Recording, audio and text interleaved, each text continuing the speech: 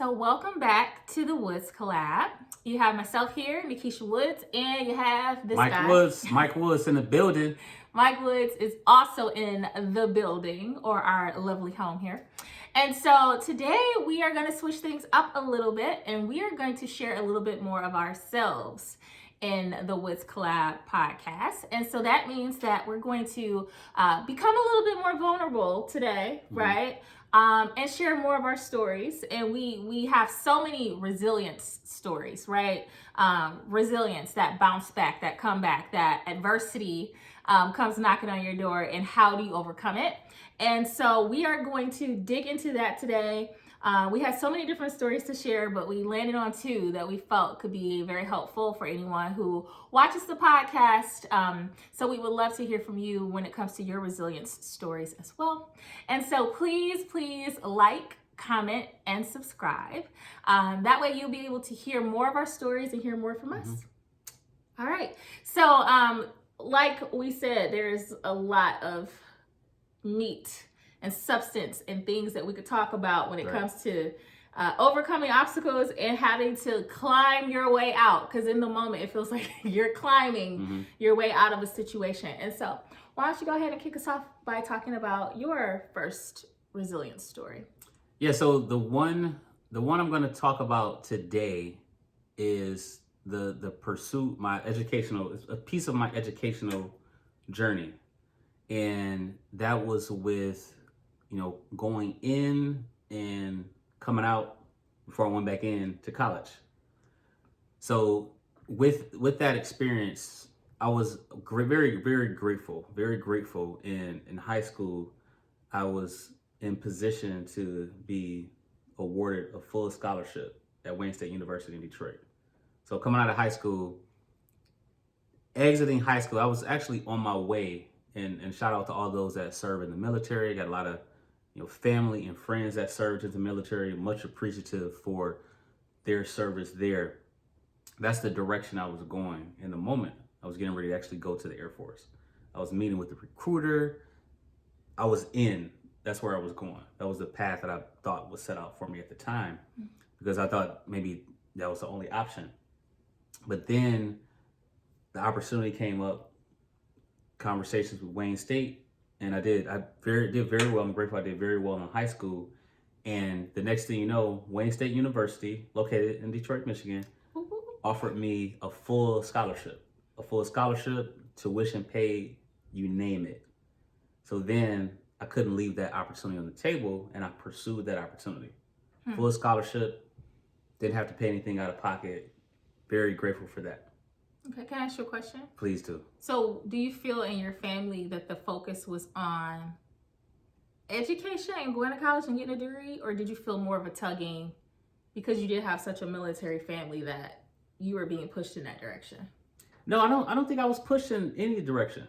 I think, education and getting information is always something that was respected, but it wasn't a push. It was more so making sure that you're doing something productive. That's what it came down to. Right. Stay out the streets. Stay out the streets. And both of those paths were very productive, and they had, the potential to lead to things that were very rewarding, if you will. So it wasn't a push either way. It was, okay, this is my decision. What do I want to do? So then I just elected to say, okay, I'm gonna go this route. We're gonna see, hey, how does this work? A school is paying me to go there. And that was all great. So I went in, and life happens. So you go in, life happens. So you went into Wayne State. I went into Wayne State. I took them up on that opportunity. And the thing about it is, I think this is very key. I went in there, but I went in without a lot of focus. I was going, okay, got a full scholarship, so now let's go and let's take some classes. But I went in without a focus. You see, now I always talk about the motto is tap into the vision. I went in not knowing what that vision was. So I went on with the flow. So without that focus, I started to stray away from what was going to get me to that end goal for that moment, to take advantage of that full scholarship. Fun, partying, lack of balance. And then, hey. It's a wild one right here. So I went in, and then over time, you kept it up for a while, and I was able to manage and able to maneuver for a couple of years. End up losing a scholarship, end up getting a scholarship back, losing a scholarship, So when getting you a say scholarship losing back. a scholarship, was it academic based? Academic based. Academic based strictly because of a lack of focus. Okay. Like, okay, got this big assignment. No, not doing it. I'm good. Huh. I got other things to do. Just not taking it serious, not really, not taking it serious and taking it for granted. So a lot end up losing a scholarship. So then that's where you start to use your communication skills, and then scholarship granted. But I went through a few phases there where scholarship lost, scholarship granted, just didn't take it serious at all. So over time, you may be able to get by with that in the moment, but over time, that thing catches up with you. Mm-hmm. It catches up with you, and then the next thing you know, it's just too much to bounce back from. Then I found myself out of a scholarship. Scholarship completely gone. Mm. So then what do? What did that feel like for you to just completely lose? Finally lose, because you lost it and you gained it back, but Yeah. to know that there was no more communication skills that you had in your tool belt, like, what was that like for you? What did that feel like?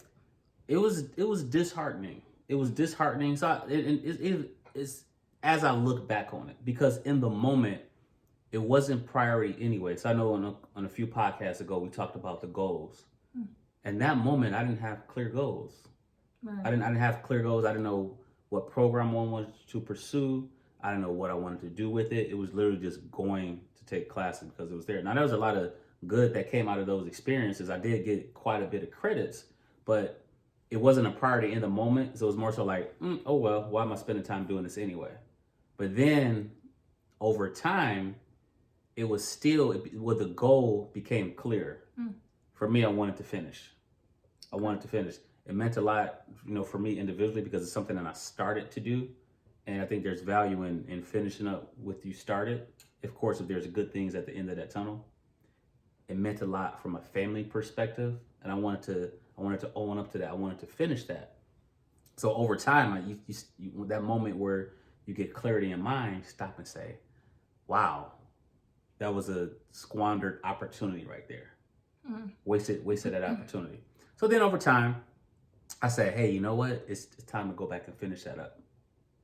Got to go back and finish that up. Now, when I did go back, the scholarship was gone, so I had to pay a little bit out of pocket. Took a little small loan. I'm grateful I didn't have to take a lot of loans out, just something to kind of get by with. And of course, at that time, I started my career, and I was able to start my career, started family, and able to do all those things with a renewed focus. You say start family, that means you got yourself a wife, right?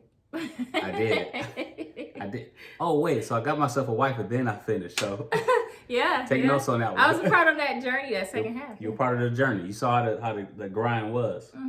But it came down to just a renewed focus. So at that moment, I said, okay, here's the goal. I identified the program I wanted to pursue. It was social work. Identified the program. I was locked into the mission to accomplish it. And then the next thing you know, that second phase, when I ended up going back, was even though I had a family, even though I had a career, I had a lot more focus to accomplish the thing.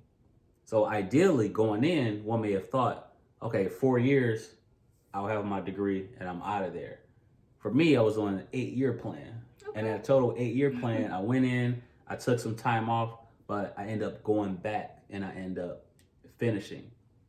And to this topic, that's just an example of resilience. Yeah. That's just a matter of like, okay, if this is something that is ultimately important to you, and you might not know how important it is when you first encounter it, but you look at it and say, wow, this is something I really want to do. There's a lot of value in this for me and what I believe in.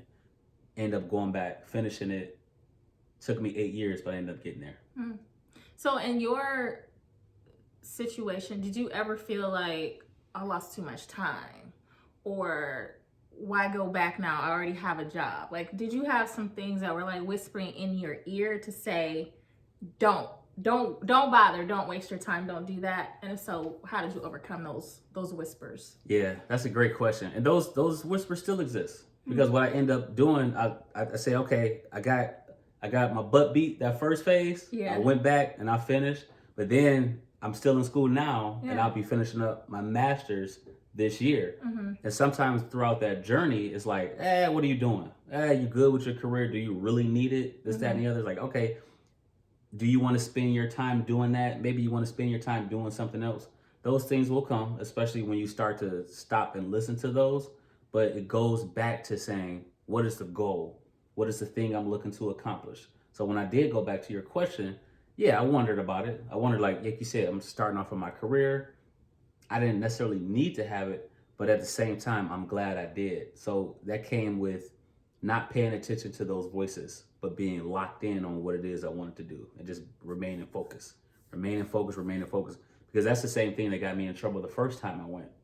Paying attention to things that I intentionally paid attention to and contributed to, but paying attention to those things and paying attention to that voice as opposed to that voice that's going to allow me to finish that thing without as many interruptions as possible. Yeah. Yeah, and it's so funny too because you were at a crossroad, right? Meet me at the crossroad. Yep. You're at the crossroad. That was a part of the problem too, that album. So you're at your crossroad, and so you had, on this side, you have military, and on this side, you have Wayne State. And so for those of you who do not know, we met at Wayne State University. We did. Yeah. So talk to us about how just one small micro change in the thing that feels like failure can actually propel you to your future. Yep. So it can, if you look back on it, like right now, it's just a part of the story. It's a part of the story. It's a part of the journey. I look at your situation because you finished in 4 years. I finished in 8 years. Now, you say, hey, who got the most education? 8 years, 4 years, who got the most education out of that? I did, of course. Take it how you will. But so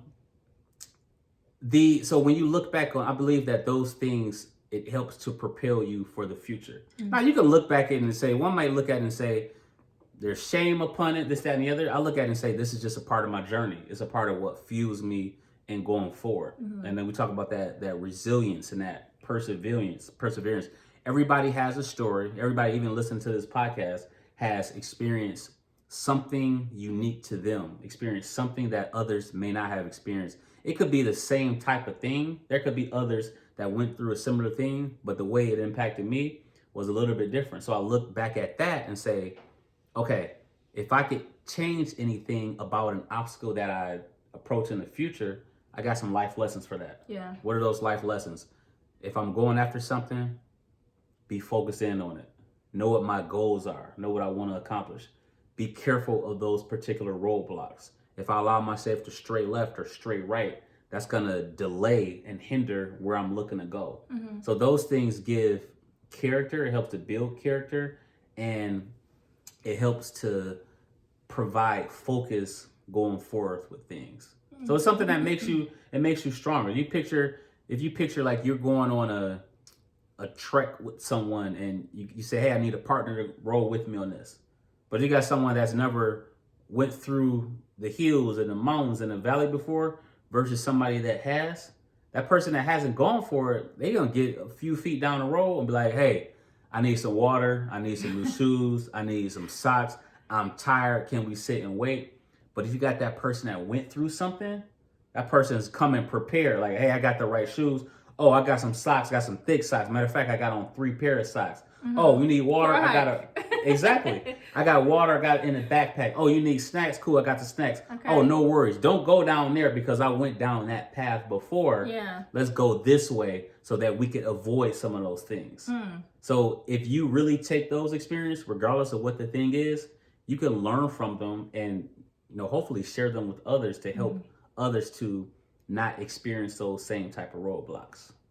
Yeah, and I really feel like that's why we're so passionate about this podcast, right? Yeah. Because, we got a little bit of years of life of experience, I think. Just a little bit. just a little bit. Got a couple gray hairs in here, right?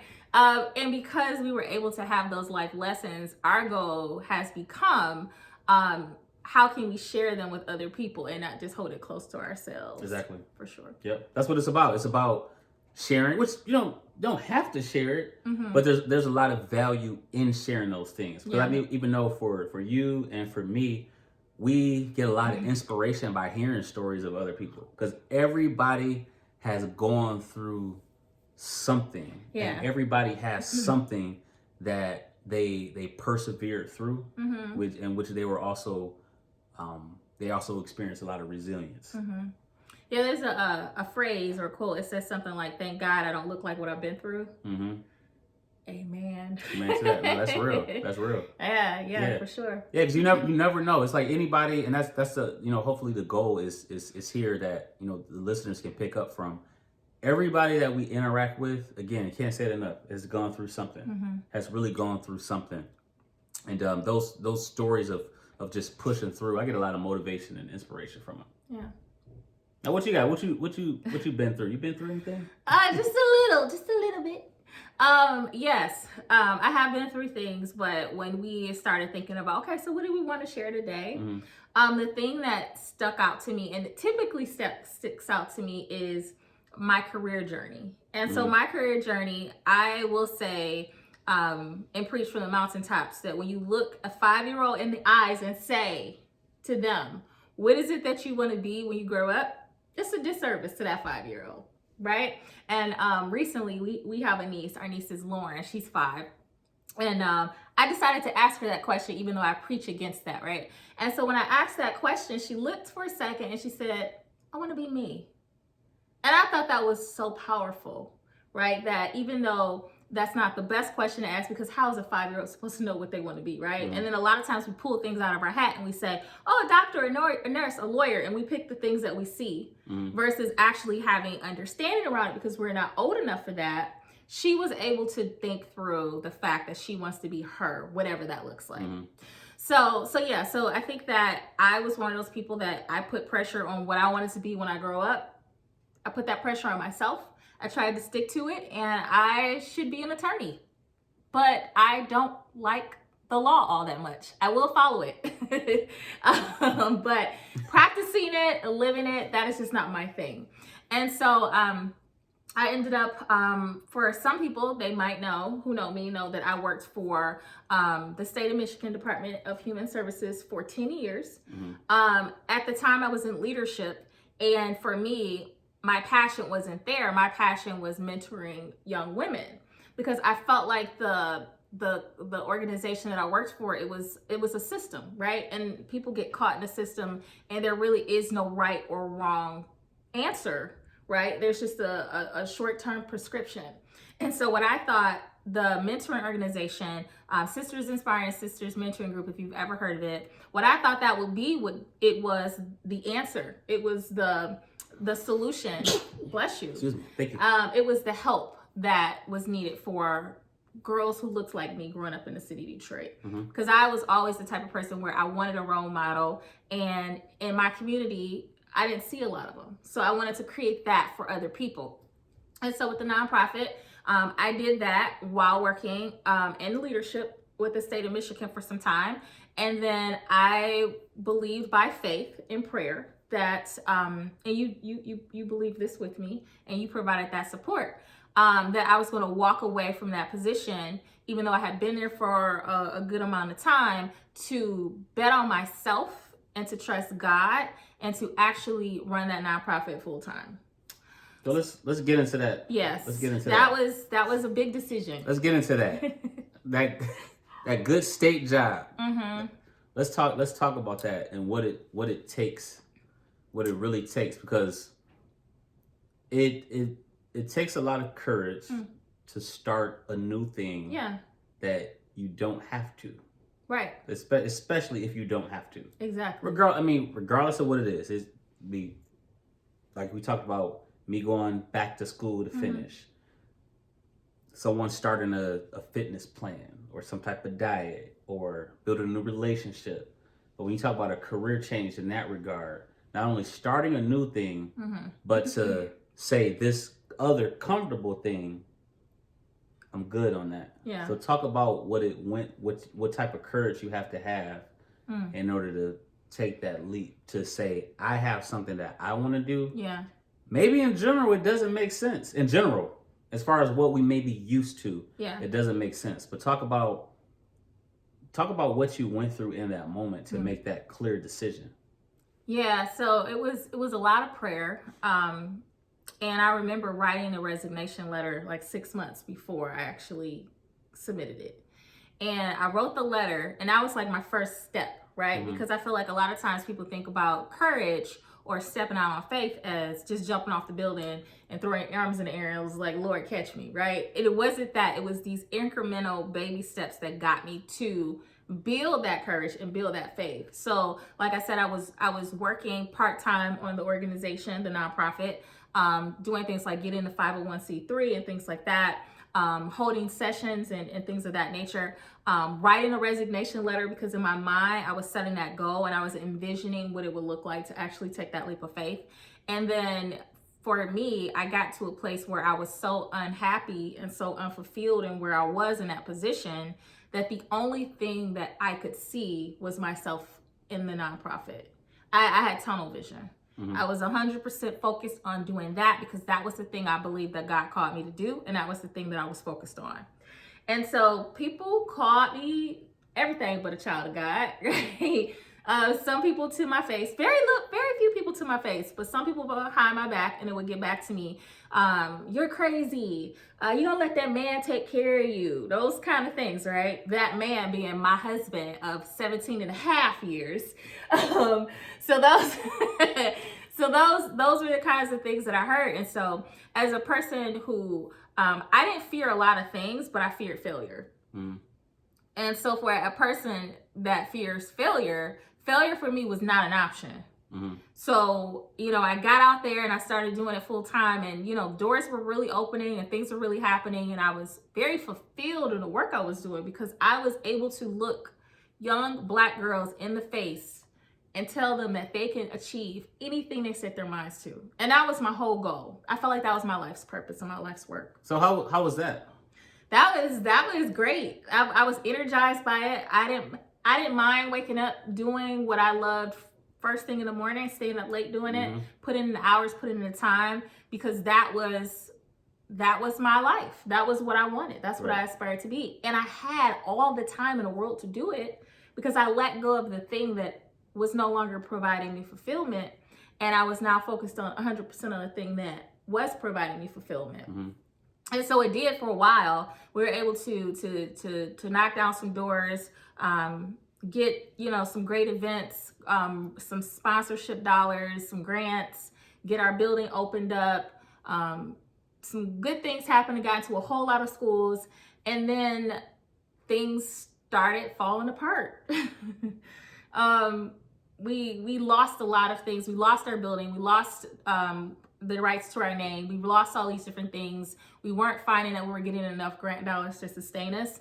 And then I started to have to make decisions that weren't just around building young women. And I had to start making decisions around finding someone to financially support building the young women. And that was one of the things I think was really big for me, is really understanding when you're getting in business for yourself, really understanding what it means to build a business, and really understanding that your time is not just split on the parts you like, but it might be spent on, asking for money, or it might be spent on getting grants, or, the financial pieces. And if that's not your strength, even though I had a partner who that was their strength, that part was starting to weigh on me, and I was spending less time doing the pieces of it that I loved. And so it was one of those things where I did not ever want to look someone in the face and have to admit that I failed, because I felt like there were so many people waiting for me to fail. And it was very humbling. It was something that I hid. It was something that I was ashamed of. And it was something that caused financial stress on us, because I had went from making a pretty good salary to, listen, baby, I ain't got it this week. Like, I can't contribute to the family. I'm not able to financially do the things that I wanted to do in order to help you, right? And to bring into our home that we had established. So those were things that caused me to feel really guilty. And so over time, I pushed that goal and that dream longer than I think I should have. Just because I had to make it work, although everything around me said that it wasn't going to. And so finally, I remember the day that I decided that I was going to walk away from the nonprofit. Cried like a baby because not only was I going to have to admit to the world that I failed, but I had to admit to myself that I failed. What's that? What is that space like? So that's a unique space. I know it's different for yeah, and it's different for others. Even I think of that like a prism. Okay. Because like you say, it's dark, but if you look at it on one other side, I wonder if there's like some light shining there. I found the light. Yeah. So yeah. I want to talk about like that space, because like in that transition, you took a leap and left the comfort of the job, and before you went to the nonprofit, you were tag teaming, and then you left the job and did the nonprofit full time. You saw purpose, you saw value, provided purpose, provided value in those young women. And then you said the passion, the desire, the focus changed from passion to the other side. Yes. So then you say, time to walk away from that. So like, let's talk about how do you know how do you balance out if you walked away from the passion, or you walked away from the calling, or how do you identify the two? Because like, how do you identify when it's changing, when that time is changing? Because you went in all in, like, okay, this is the thing I want to do. Yeah. But then it was like, okay, this is the thing I don't want to do. So how do you like identify and balance that and understand that?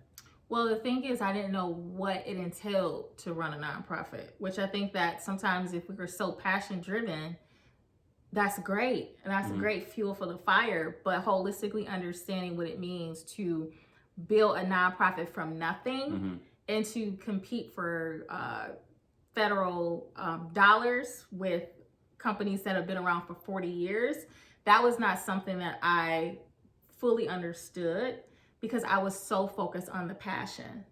And it was able to sustain us for a little bit. But when I realized that in order to make it thrive and be successful and to be able to do the passion part, to be able to impact the women that I wanted to impact, that I had to work that financial piece that I was not prepared to work. That's when it was like, okay, I'm spending all of my time trying to find grant dollars. I'm spending all of my time trying to find a grant writer. I'm spending all of my time trying to find enough money to support this program, right? And so that's where my energy was shifted. And for me, that is not why I got into the nonprofit work. And so I had to make the distinction, and I had to understand that I was no longer being fulfilled. Not only were things starting to fall around, because I believe God gives you signs. And so I believe that those signs were being given based on the things that no matter how hard it worked, I couldn't get that juice out of that lemon. It just wasn't going to happen. But in addition to the things not working and yielding around me, I was not feeling the fulfillment that I had hoped to fulfill, and I was not making the impact that I thought I was going to make, because you need money to run a nonprofit. It's nonprofit, but you need money to run a nonprofit. Okay. So those were the things. And like I said, I started thinking about, okay, so I got my family here. I'm not able to show up the way I want to show up for my family. We're not able to do the things that I would like us to do. And well, how old was I? I think I was like 38. Had to start my career over. And so the part was, it was like, okay, you know, I have a bachelor's degree that I got in 4 years, right? I got this bachelor's degree. I got some work experience. I used to be a leader. You know, all these different things. I can demonstrate on my resume that I worked for 10 years. Nobody would call me for an interview. Nobody would call me. There was a lot of tears behind that. I went 1.5 years before I got a full-time job. And so that was very humbling, because I finally said, you know what? Okay, God, I'm gonna put this nonprofit off to the side. I'm gonna let it go. I'm gonna move forward. And I couldn't move forward. And so what helped me to keep my mindset together was writing a book, which if you've ever gone to the Woods Club website and things like that, you will probably see that we have 2 fiction Christian books that are part of our portfolio. And that was written sheerly out of the fact that there was only so much mental space I can put on writing a resume. And if anyone has ever been in the job market looking for a job for a long period of time, that is a lot. It's very stressful and overwhelming. And so I was in my mind, I was in my head, I was in my heart, and just thinking about how heartbroken I was, how much of a disappointment I was, how much I had failed, how no one will call me back. Is it because I'm knocking on 40 and nobody wants me? And so I had to battle all of that. And what I did was I channeled my energy into writing a book. And so When Your Dream Becomes a Nightmare is the book that I wrote, the first one. And it really was how my dream of running a nonprofit had become a nightmare, and it had caused so much stress to not only me, but to our family. And so I had that drop into my spirit. But then when I decided to write a book, I said, regardless of what I write the book about, I want that to be the title. And so the book is nowhere near around any of those things. But that's how I came up with the title for the book. And so, yeah, it was rough. I started writing a book, and my whole spirit just started to get uplifted because I had somewhere to put my energy. Instead of waiting for people to call, I had somewhere else to put my energy. I felt more productive. So I would say for anybody who is going through something where you feel like your mental health is being challenged, where you feel like you're in a bad mind space, find something productive to focus on, no matter what it is. It might not be writing a book. It might be learning a recipe. It might be, my husband likes to learn dances. What's that called? Like ballroom dancing and things like that. It might Hustles. That's the word. Ballroom dancing is next. It might be to focus on that. It might be to focus on your family, but focus on something that is productive, that puts you in a healthy mindset and mind space while you're waiting. And so finally get a call for a full-time job, making a lot less money than I was making in my previous career. I'm starting over. I'm almost 40. I'm in this entry-level position with people who are in their early 20s. And I'm just like, okay, God, I don't know what's going to happen. But in this position, I'm glad that somebody gave me a job. I'm about to show out. I'm about to show out. I'm gonna be there early. I'm gonna stay late. If somebody needs something before they articulate what they need, I'm gonna give it. I'm gonna do whatever I can at 10 just to make sure that I can rebuild what I felt was burnt down in the process of the career change and the career moves of my life. And so when it comes to resiliency, I really had to push myself. And so I spent about 9 months in that entry-level position. It opened up a door for a position that made significantly more money. I was getting into that training space. And so when I was thinking about training, I was doing leadership development stuff. So I was able to take my leadership experience, my mentoring love and coaching love, and I was also able to move forward into a new arena that I never even focused much energy on. And so I get into the training and development space, specifically leadership development, and that sparks me to go back and get my master's degree in leadership. And so now I'm always talking about leadership, right? Hashtag the Wiz Collab that's one of the things that we talk about all the time. But if I looked at my career when I left the state of Michigan, now it's been 10 years. Oh my gosh. Gosh, it's been that long. 10 years ago, I only saw what I saw, but I couldn't see the other side of where I am. And so when I boil it down to, yes, I still do things in the community. I still, try to assist young women whenever possible. My career opens up opportunities for me to help youth, from time to time. But when I boil it down, the thread was helping people. That's what it was. It was helping young women. It was helping people. So it was helping people. And I still have that ability to help people through training, development, learning development, leadership, and all those different things. And so I literally had to be very resilient and overcome so many obstacles. And the unfortunate piece about it was that I hid. But now I understand the importance of sharing what you're going through because it can help other people. Wow. Talk about resilience. Yeah. So you say you hid it. Oh, for sure. Why did you feel you needed to hide it? Or why did you choose to hide it? Because I felt like there were people rooting against me. But not only that, I have a high standard for myself anyway. And so for me not to meet my own standard, it was embarrassing, right? It was very embarrassing. It was humbling. Humbling is probably a better word. It was very humbling. And I don't know, I was just in a bad headspace at the time. I didn't understand that it wasn't actually failure. And so for me, I had to redefine failure. And so that's very important to me because I feel like we only look at it as you succeed or you fail, but there's this whole lane in between where it is this experience part. It's the growth part. It is the journey part. I think that's what you were speaking to when you talked about your story. It's all of those things that take place. And I did some really good stuff when I did my nonprofit. And that's what I'm grateful for you for, is because whenever I would say stuff like I failed or I let myself down and things like that, you always redirected me. You always redirected me to say, nope, you still over 600 girls, right? You all over 15 schools or however many schools it was. You always redirected me to what I accomplished instead of what I didn't accomplish. And so I would say definitely for anybody who is in a space of having to bounce back or having to grow for something, make sure you have someone in your corner that can speak to you the way God would speak to you, right? That's someone that's going to bring you truth and light in that darkness. Right. No, that's real talk. That's real talk. And kind of going back to that prison perspective, it's all about how you see it. There's a lot of good in it. On the surface, some you may hear law scholarship, took 8 years to finish, failed nonprofit, take job paying way less money.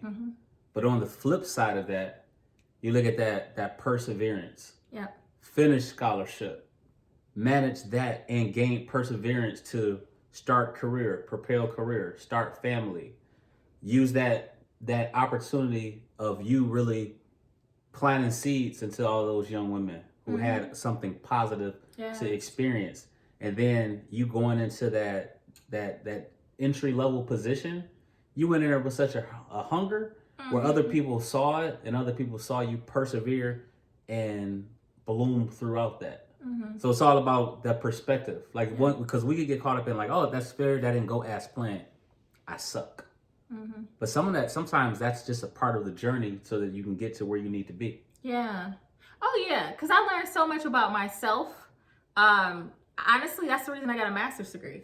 Because what's the reason? It was a year and a half before somebody would call me. Like, I mean, they would call, but they weren't talking about nothing.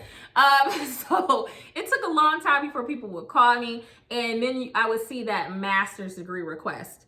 And when I got my bachelor's degree, it was like, yeah, the bachelor's degree is it. Once you have that, you're all set. And so I told myself that I would never put myself in a position where I need something or I want something and something within my control is the reason that I can't get it. So at the time, not having that master's degree was in my control and it was the reason that I didn't get the job. So it was like, I'm gonna go back and get my master's degree. So so it's the reason I got my master's degree. It's the reason I wrote my book, my first book and my second book. It's the reason that I'm a lot more courageous in decisions that I make. Because I'm like, once you walk away from a job and a career, you know that you got to put your trust in God or a higher power, right? You know that you got to leverage your resources. You know you got to do all those different things. And so I have a lot more courage when it comes to that type of thing. That's true.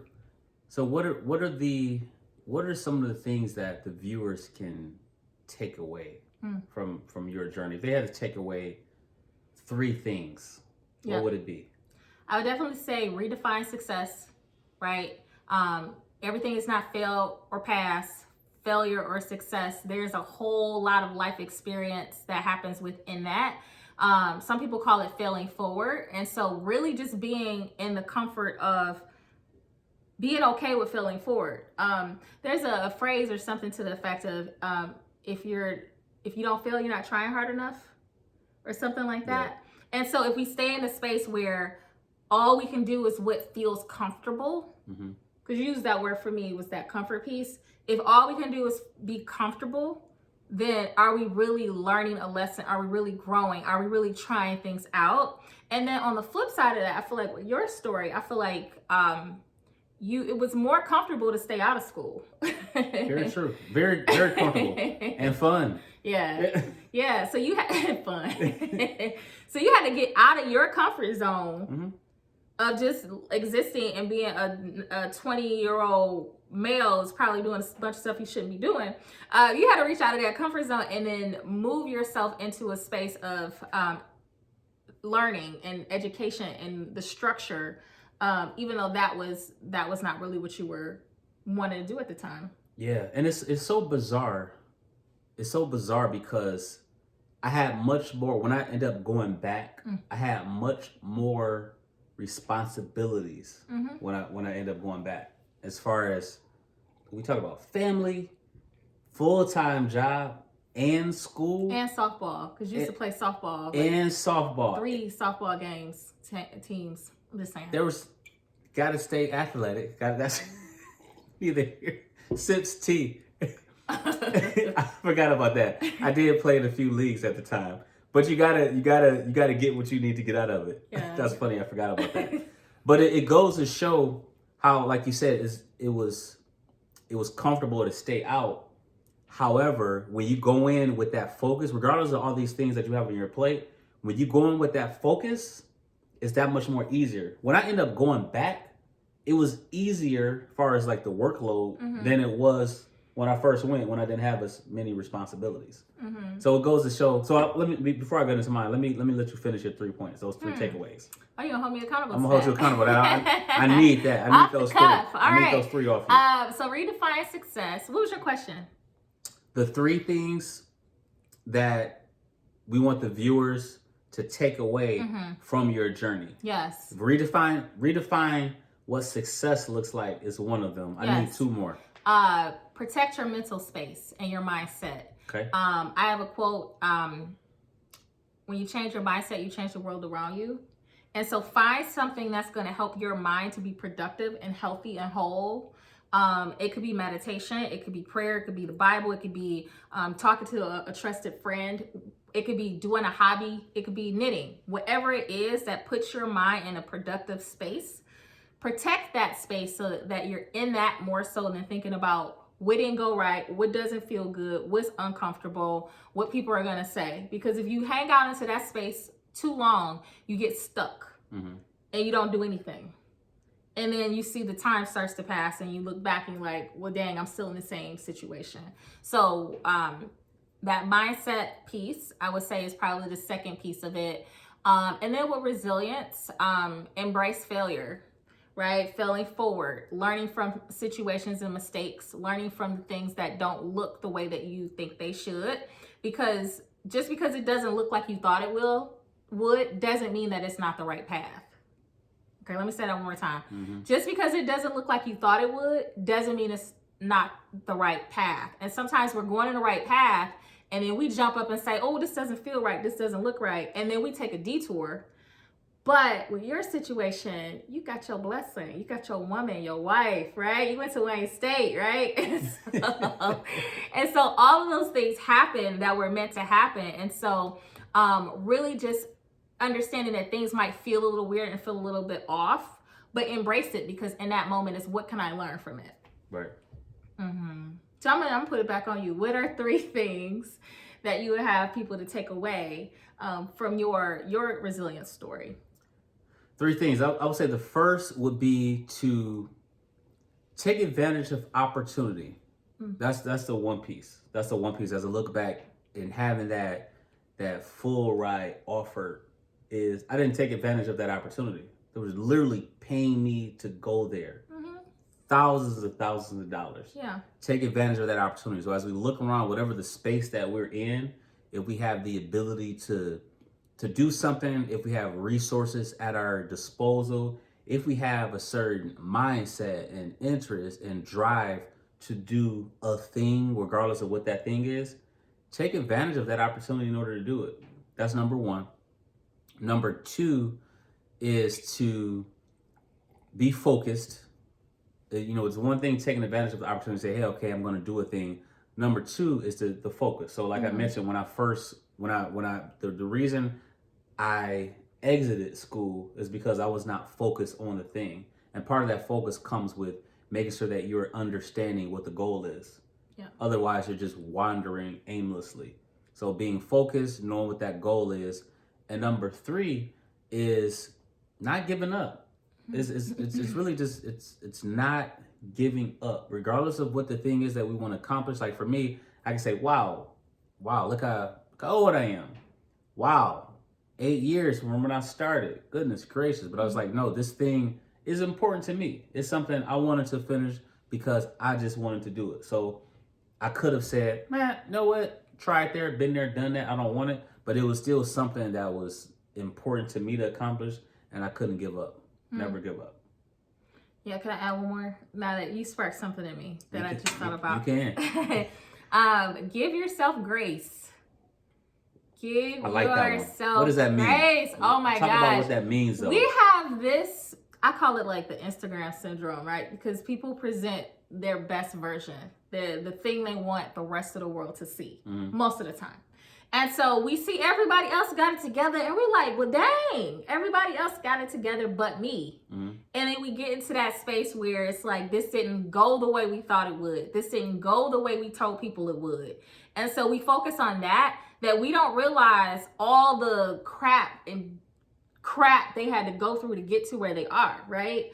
And so we just see the shiny version of it. And then we beat ourselves up because we don't feel like we're measuring up to our own standards. And then we, again, get stuck in that feeling bad or feeling let down or feeling discouraged and not realizing that we are human beings on earth, doing life the best we can every single day. Right. And sometimes we're going to feel like we're killing it. And sometimes we're going to feel like, I need a nap, right? I need to go lay in a corner and cry. And that's okay, but give yourself grace to understand that it's okay to be a human being. And human beings are not perfect beings, right? And I think that is the fourth one that I would add. That's a great way to end the show. Give yourself some grace. That was good. Yeah. That was good. I'm pumped up. I'm motivated. I'm hyped. So look, you all, we want to make sure as you all watch this is just be resilient. Be resilient in whatever it is that you're looking to accomplish. Give us some feedback. Give us some thoughts on how that resilience is working in your favor. So please be sure, again, to like the Woods Collab podcast, subscribe to the Woods Collab podcast, and make sure you share this with your professional and your personal network. This is Nakesha Woods. I'm Mike Woods. We are the Woods Collab. Peace.